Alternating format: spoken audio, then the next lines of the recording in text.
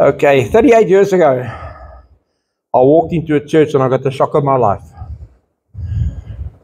Yes, Whitfield.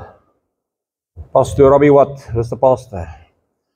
I walked in, sat down, and we started singing songs, and after we finished the songs, the man next to me stood up and started, I don't know, I thought he had a fit or a paralytic fit or something, but I come out of Methodist church. What did I know about talking in tongues? I looked at this guy standing right next to me. I've never heard about it in my life before. 30 years in the Methodist church, I've never heard about it. I got the fright of my life. I turned to my wife and I said to her, move up, skuif op. Sy sê, wat? Ek sê, ek weet nie wat skuif by die ou langs my, skuif op. En dan stop ons skuif. En daarna ek het begin vra. And for nearly 2 years, ek het teen die prikkels geskop. I just said, no. How come a big church like the Methodist Church, it's the international church worldwide, we don't talk about the baptism of the Holy Spirit? But yeah, there's a little church in Whitfield. He praat mense in tale. And I was like Paul. I wanted to do that. I wanted to prove them wrong. Until I had my Damascus moment.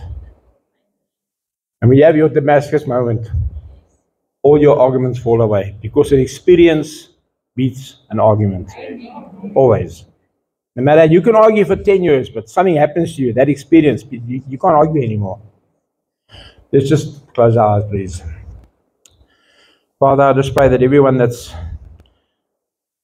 who can hear me, Lord, we pray, Lord, that their hearts will be softened today.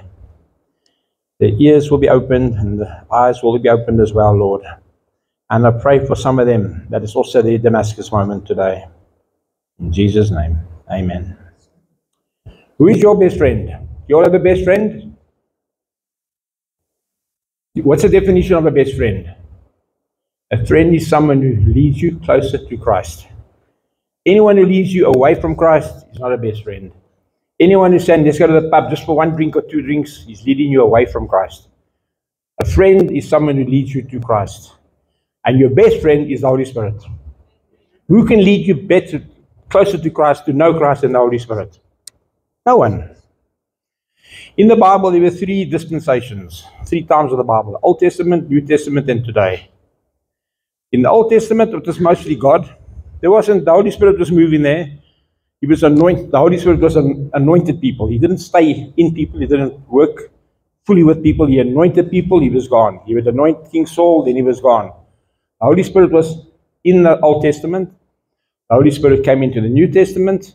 And today we're living in the days of the Holy Spirit. It was told to us in Joel, just put that up on there, that in my Bible says in the last days. It says, and afterwards I will pour out my Spirit on all flesh. My Bible says in the last days. That's it. How do we know we're living in the last days? How do we know that that is for us today? It started in Azusa Street. What's it, 1903? In the 1900s. It was poured out in Azusa Street and it went right through. It's gone right to the world and it's still going right through the world at the moment. The Spirit is there. Why?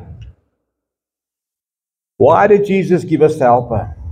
Why did he decide we need a helper? In the days when Jesus was alive, you had to move to where Jesus was talking. You wanted to get healed, you had to go where Jesus was. You had to walk to town. People say, Jesus is coming on Saturday. Everyone went to the town on Saturday to see Jesus. Jesus couldn't be everywhere at once. Through this, the helper, he's everywhere at once. He's omnipresent. He's with us all the time. He can be healing a man in Russia and he can be healing a man in Boksburg in the same second. Omnipresent. That's why we needed him.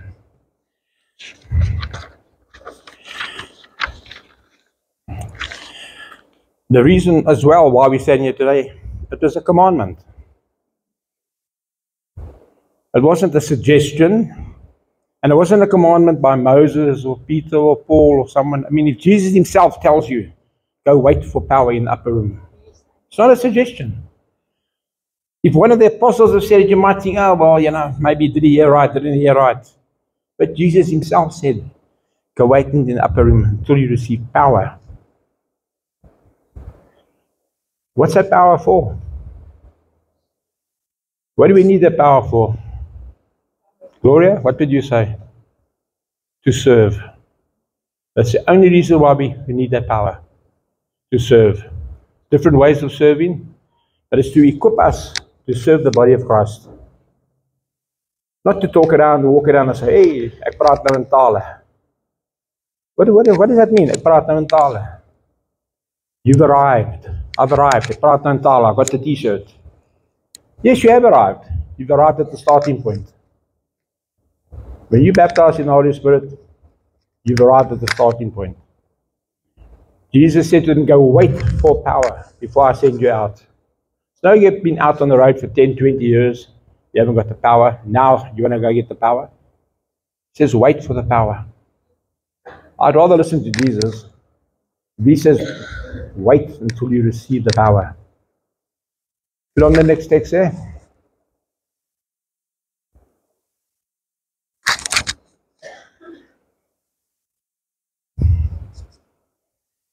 And have you got Mark 16? Hoe kyk jy hiervan af? And these signs will follow them that they believe. They shall cast out devils and they shall speak in new tongues. The Bible says it. It's not us, not Dr. Moller, it's not Dr. Isaac Berger who says it. The Bible says it. We shall cast out demons. We don't all do that, but we can all talk in tongues. Pastor will explain to you just now, talking in tongues that's not the only sign that says that you've been baptized in the Holy Spirit. We will go into that a little bit deeper just now. I just want to touch on one thing quickly, the difference between a water baptism and baptism in the Holy Ghost. I talk to people at work, they say, ek was ook al gedoop. So now there's a water baptism and the spiritual baptism. The candidate, die kandidaat in Afrikaans, is the same. The water baptism is you. You are the candidate. To be baptized in the Holy Spirit, you are the candidate as well. The element, the one you get baptized in water, other one you get baptized into the Holy Spirit. The baptizer, the one is the pastor, the one is Jesus Christ himself. He's the only one who baptizes in the Holy Spirit.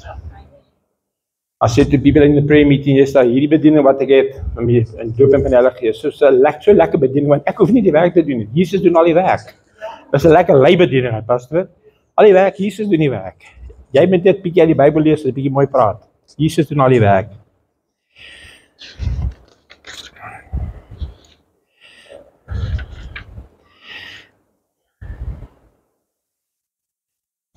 The purpose be baptized in water is to the witness to salvation and to the death of sins. That's why we get baptized in water. We're witnessing to the people around us, our salvation, and the death to sins.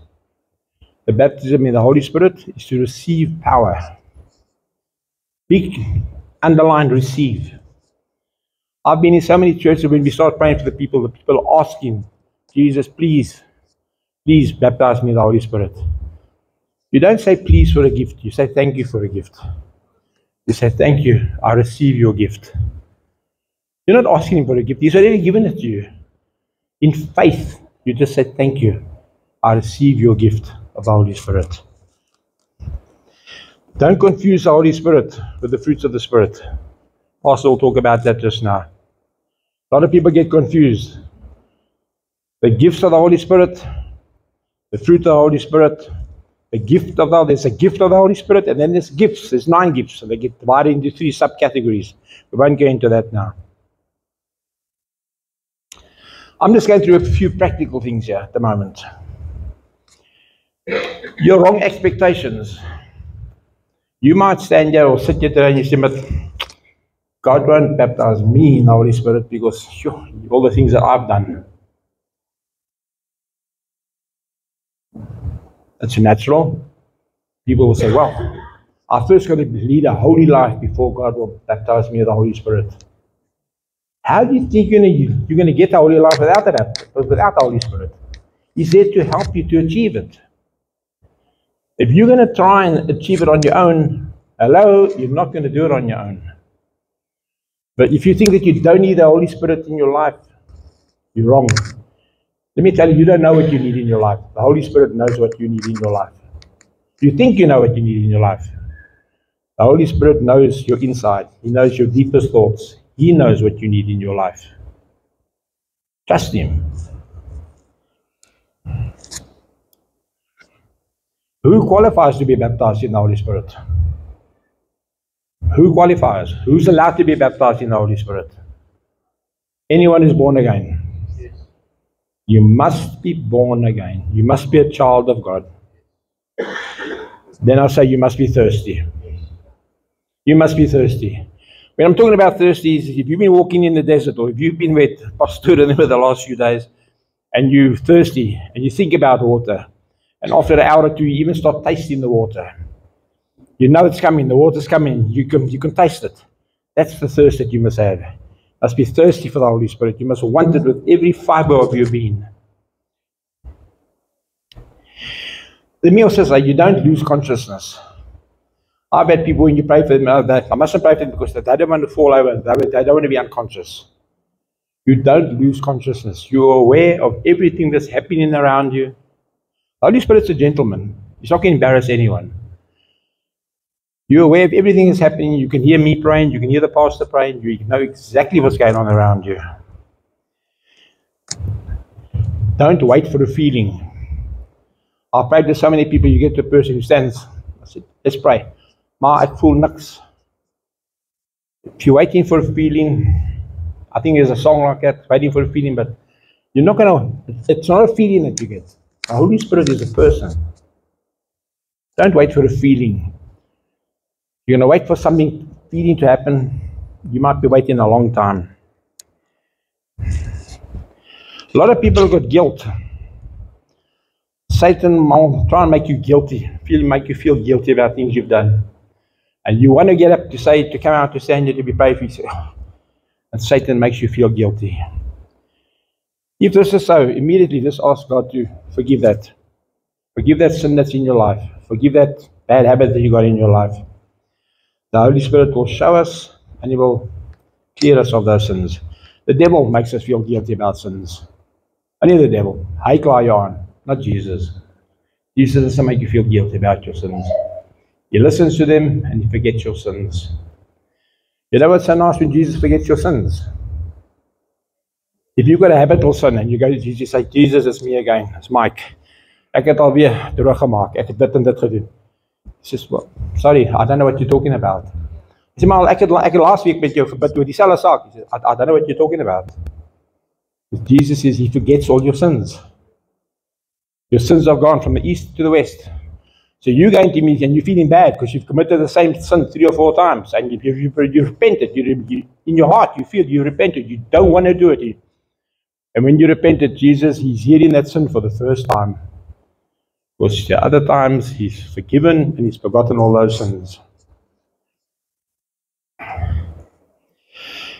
Acts 2:39, please. This has been, a lot of people say, but God doesn't want to baptize me with the Holy Spirit. Other people, but not me. Something wrong with me. It says here, for the promise of the Holy Spirit is for you and your children, and to all those far away, even to and as for as many as God invites and bids to come to Himself. It's a promise. Dis 'n belofte wat die Here maak. He's promising you. He's not saying come to the front and maybe this will happen and maybe. He says it's a promise. I've made you a promise. A promise is a covenant. Contract. Hy het 'n kontrak met jou. How to be baptized? We'll go into that now as well. I just know it's not shake, rattle and roll. I've had too many people pulling, shaking, coming like a DeFi washing machine up behind me and massaging you, and there's a lot of wrong ways to do it, people. God is a gentleman. It's all natural. It happens all the time, every time. When will God baptize me with the Holy Spirit? When? When your kid comes and says, Dad, I'm thirsty. When are you going to give me water? Today? Tomorrow? Next week? You're going to give me water now. You're going to come and stand there and you say, God, I'm thirsty. I want now. He's going to give it to you. And how do you receive it? The same as your salvation, through faith. You got your salvation through faith. You didn't go hang on the cross. You didn't go through all that pain and suffering. Through faith, you believed that He done it all for you. And through faith, this is how you receive the Holy Spirit. It's a step of faith. That's all what it is. Nothing more than that. And it's not faith in faith. A lot of people say, but I haven't got enough faith for that. It's faith in Jesus. You're not doing the work. He's doing the work. Remember that. You don't have to come here and perform. You don't have to come here and do anything. It's faith in Jesus, not in you and your capabilities. But how am I going to talk in tongues? How? Just like you talk with the normal language. It's your lips that God will use. It's your tongue that He will use, and it's your vocal cords. You don't drink a special muti, or you don't get an injection, nothing else happens to you. God uses the body that He created, and He uses your lips, your vocal cords. The first word's going to come from you. We'll explain a little bit later how you go into that. Your spirit, once you've been baptized, your spirit is talking to God, not your mind. What I mean by that is, God wants to communicate with us all the time. But sometimes the problem goes through our intellect, goes through our mind, is the problem. God wants to bypass the mind. This is our greatest gift, but our biggest problem as well is our mind. Weet pastoor kan lekker preek vandag en jy loop uit die duiwel sê net, is dit? Met 'n vraagteken. Net daai twee woorde, dan sy hele preek is. Your mind can sometimes control a lot of things. And God wants to bypass that. You prayer warriors, you know, you can spend 10 minutes on your knees praying in English. Or 20 minutes, you look at the clock, you say, yeah, I need 20 minutes. And you go over to praying in tongues. Well, that must be another 20 minutes. You look again, another hour and a half has passed. Hey? When you pray in tongues, it's just something different. I believe, I've got no words for this, but I believe that if I had to pray in English for an hour, half an hour, 10 minutes, and when I go over into tongues, something in me, the way I'm made and the human in me, something in me says the Spirit is now telling God, forget about all that rubbish that He just told you. He thinks that's what He needs. This is what He actually needs. And the Spirit is communicating. And the Spirit is telling God, what does Mike Willemse need? Not me telling God what I think I need. The Spirit is there. And what's so nice about it as well, when you start praising God in English or Afrikaans, we've only got so many words. You get to the end, you don't know how to praise Him more. Don't know what words to use. You go into tongues. You've got no idea what you're saying. But boy, your spirit, you know after a while that you're busy praising God. Your spirit starts bouncing within you. Your spirit starts, you actually can't contain your spirit after a while. Can you speak English and Zulu at the same time? No. Can you speak English and Afrikaans at the same time? No. The reason why I said it is when we get you out here to pray just now, a lot of people start praying in Afrikaans or English. No. We'll explain to you what's going to happen just now. And we're going to ask you to talk out loud. Once you start talking in tongues, we're going to ask you to say it as loud as you can so that your ears can hear it. Because through your hearing comes your belief. Let the devil hear it and let the ports of hell hear it as well. Don't try and understand it. Don't try and make any reason of it. It's going to sound like gobbledygook to you. But believe me, your Father in heaven knows what He's doing. You know, you might not recognize what's coming out of your body. Believe me, that is exactly what it's all about. At a later stage, I'll go on to another part of this. The pastor's going to say a few things now, then I'll come back and we'll carry on.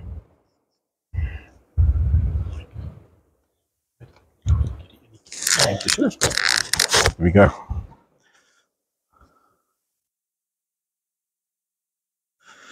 There we go.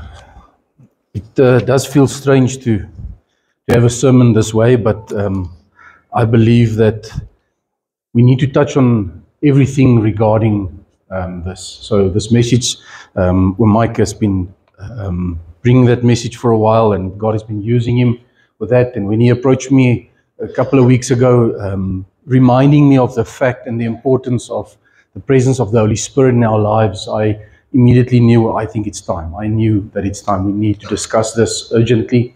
And while we were away this week, the Holy Spirit also gave me a couple of things regarding baptism in the Holy Spirit, and making sure that we live in such a way which God intended for us to live, with the help that we need. And that's the Holy Spirit. Mike, that scripture you're looking for is Romans 8:26. Paul says we do not know what we ought to pray for, but the Spirit intercedes. He says through wordless groans. So the Spirit is our helper. We don't understand this, and you need to know today that if you don't understand, it's fine. Hier is nie iets wat ons moet probeer verstaan nie. Hier is iets wat ons nodig het om te glo, want dis die woord van die Here. En ons staan op sy woord. So, just want to touch on a couple of things, just to add on to Uncle Mike's message. And the first point I want to make is that people today know more about the manifestation and the power of the Holy Spirit than they know about the Holy Spirit as a person. We need to know that he's a person, and that his desire is to commune with us. He is the counselor. If you read John 14, 15, 16, Jesus promises the Holy Spirit as a gift. It's the reason he starts off in chapter 14, verse 15, if you love me, you will obey what I command, and I will ask the Father, in the very next verse. If you obey what I command, dis wat hy vir sy disciples gesê het, toe hy vir hulle sê, gaan Jerusalem toe, bly daar, moenie gaan, nie voordat, that was the command. What came 10 days later? The Holy Spirit, the promise, the counselor. But when we get to know the Holy Spirit as a person, the power will come. We will see the power. We will experience the power.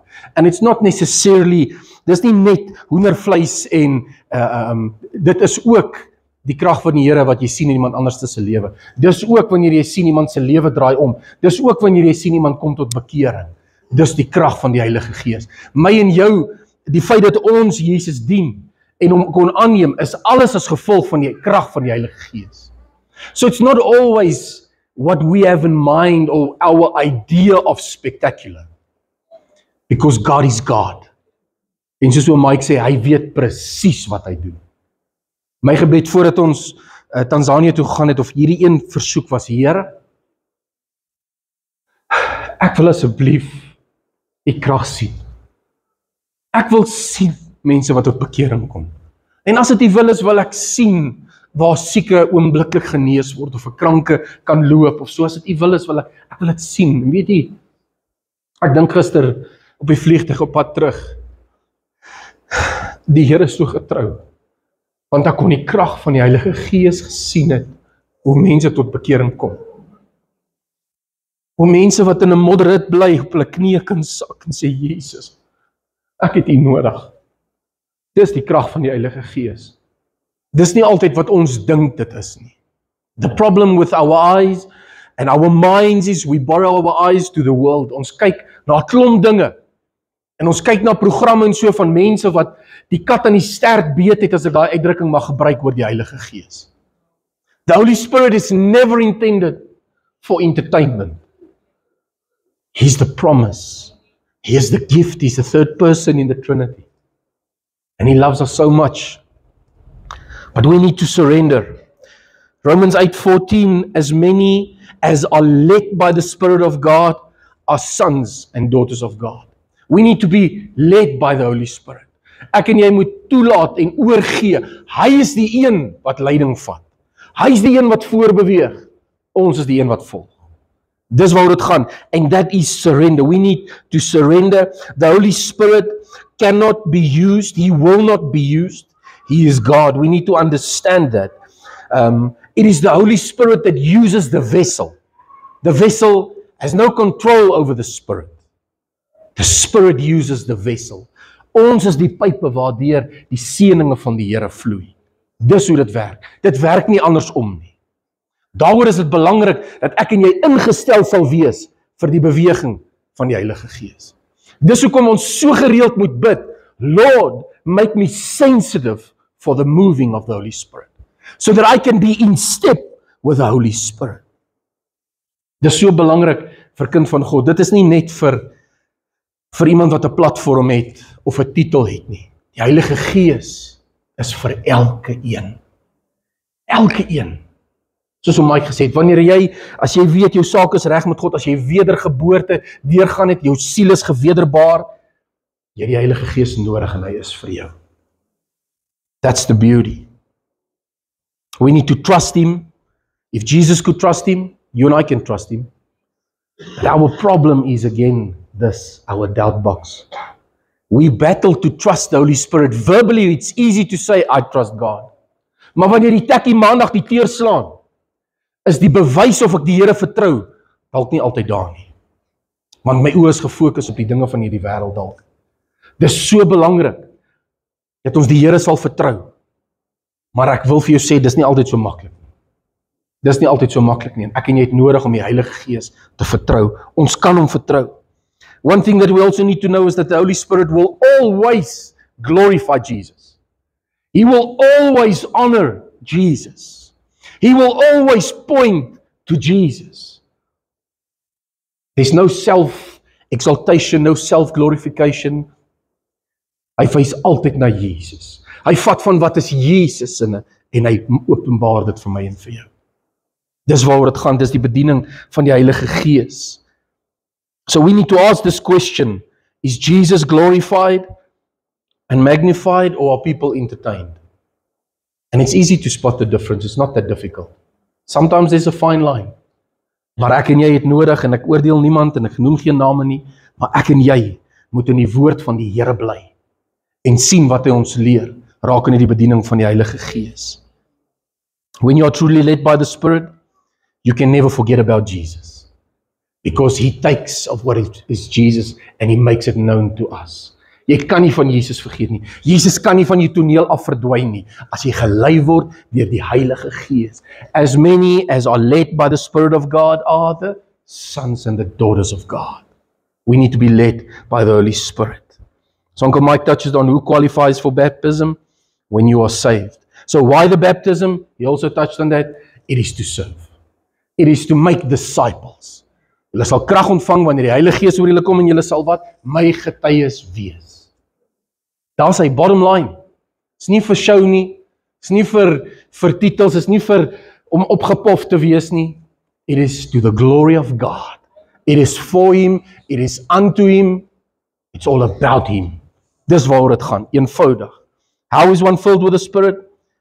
So the Bible teaches that the Spirit shall be in us. En dit is belangrik dat ons sal aandag gee aan sekere woorde. Partykeer is daar so groot waarheid weggesteek in 'n vers en ons mis dit omrede ons een woord mislees. The Holy Spirit shall be in us. John 14 verse 16 to 17. Ek wil vir u lees gou. And I will ask the Father and he will give you another counselor to be with you forever, the Spirit of truth. The world cannot accept him. Daar is 'n groot kern, accept, onthou daai woord. The world cannot accept him because it neither sees him nor knows him, but you know him, for he lives with you and he will be in you. 'n Ander vertaling sê, and later he will be in you.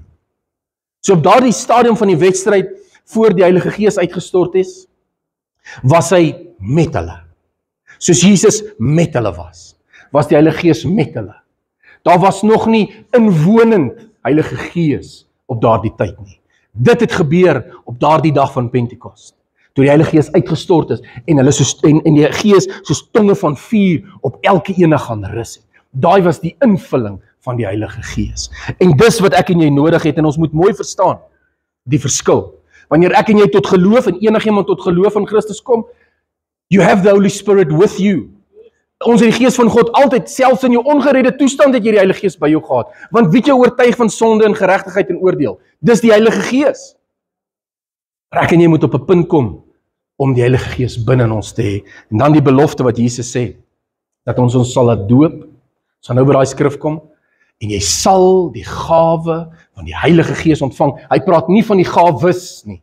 Hy praat van die Heilige Gees as gawe.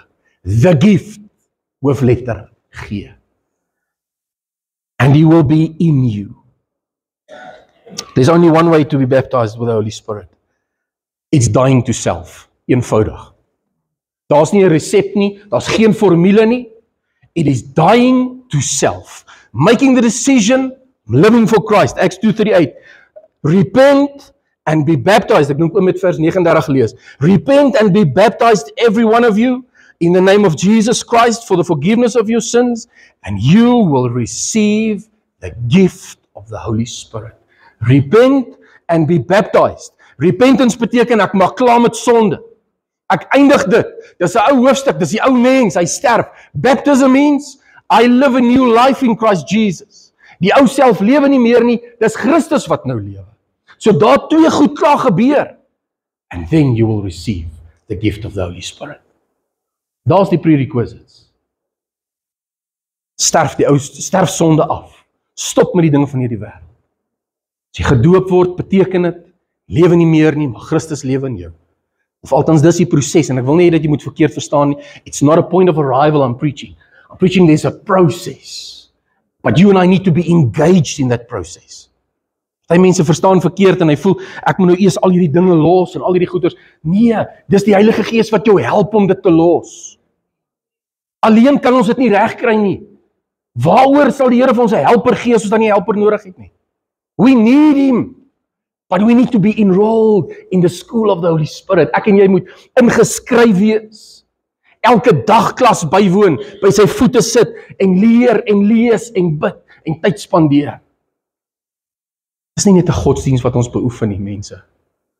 It's relationship. It's relationship. Dis wat die Heilige Gees begeer met jou, is verhouding. Dis wat God bedoel het aan die begin toe hy sê kom laat ons mense maak na ons beeld. Daardie ons is relational. En hy begeer dit in my en jou. En hier is my en jou deur oop met verhouding met die Vader. Dis deur die Heilige Gees. Verhouding met Jesus, dis deur die Heilige Gees. Dit is so belangrik dat ek en jy as kind van God sal besef ons die Heilige Gees nodig het. Dit is so belangrik dat ons sal plek maak vir die Heilige Gees. We need to know that it's got nothing to do with hands being laid on you when you are being prayed for to receive the Holy Spirit. My hande kan niks doen nie, of Mike's hande kan niks doen nie, niemand wat vir jou hande oplees, hande kan niks doen nie. It's about you receiving. Number one, accepting. Remember, the world cannot accept him, but you can. Accept him and receive the gift. It's a gift. We don't need to beg for gifts. The Bible teaches, yes, we desire the gifts. Desire the gifts. We don't need to beg for gifts. He is the gift, the Holy Spirit. So how do I receive it? Yes, laying on of hands. Yes, by praise and adoration in His presence. By Jesus, He blew on, hy het geblaas oor die disippels. Gesê, ontvang die Heilige Gees. So daar's verskillende maniere. Dis definitief nie, presies wat oom Mike gesê het, daar's nie 'n geruk en gepluk en 'n gesnaakse goeters nie. En weer wil ek sê, niemand van ons ken die Heilige Gees, dat ons presies kan sê hoe hy werk nie. Ons moet versigtig wees. Die Bybel gee vir ons mooi riglyne oor hoe sy persoonlikheid is. Hoe ek en jy hom leer ken. Sy die sagte persoon, he's the still voice behind every other voice. En jou oor moet so fyn getune wees om hom te hoor, because you can miss it like this. Because he's the ultimate gentleman and he will not force himself. He will just take the back seat again. Until we can repent and just put him on the front seat again. But we need to be tuned in to the whisper of the Holy Spirit. One thing I lastly want to touch on quickly is the evidence. We don't need to seek for the evidence of the filling of the Holy Spirit. It will come naturally. It will come naturally. Daar moet vrug wees. So waar soos waar appels in 'n appelboom moet hang, moet daar geestelik vrug wees in die kind van God se lewe. And that's the evidence. The filling of the Holy Spirit. Ekskuus, ek noem dit weer, soos Mike gesê het, dit net om in 'n ander taal te praat, of soos ons dit ken in tale, is nie noodwendig die enigste teken vir die invulling van die Heilige Gees nie. It is part of the gifts of the Spirit. It is a tool that the Spirit is given you. It is not the ultimate sign. Die vrug van dit wat Jesus in jou lewe doen, die verandering, jy wat die evangelie deel met iemand anderste, wat pad stap met die Here, en daar kom verandering in jou gesin se lewe, deur wat jy bid, en daar's die vrug, daar's die teken van die invulling, en dit wat die Heilige Gees deur jou doen. Want in die mens woon daar niks goed nie. Niks nie. Maar die Heilige Gees in my en jou, hy werk deur ons. Galasiërs 5:22, ons ken die vrug van die Gees, love, joy, peace, patience, kindness, goodness, faithfulness, gentleness, self-control. Those are the fruits of the Spirit. I mentioned the gifts, to desire the gifts, 1 Corinthians 14. We need to understand that there's tremendous responsibility when it comes to the gifts of the Holy Spirit. En die Heilige Gees self, om die Heilige Gees, ons sê dit kom met 'n verantwoordelikheid. Ons gaan nie sommer maar net die Heilige Gees kry en maak wat ons wil, lewe soos ons wil nie. In fact, worldliness, that is resisting the Holy Spirit. Because light and darkness cannot be together. In order to be filled, we need to be emptied first. That's what it means. We need to be emptied of self. You need to get to a point, I'm done. I'm done, Lord. Done with my own ways, my own mindset. I'm done. When you are emptied of self, that you have that mindset, and it's true and honest before God, you'll see the difference in your life. It's then when the Holy Spirit can come. The Holy Spirit can fill you, start working through you, preparing you for good works, preparing you for ministry, whatever that ministry might look like. Dit mag dalk nie, jou bediening het dalk nie 'n kansel nie. En dis okay. Dis okay. Wees getrou in dit wat die Here vir jou gee. Maar dit begin by dit waar ons vandag gesels. Die Heilige Gees binne my en jou. Amen. Amen. Mike.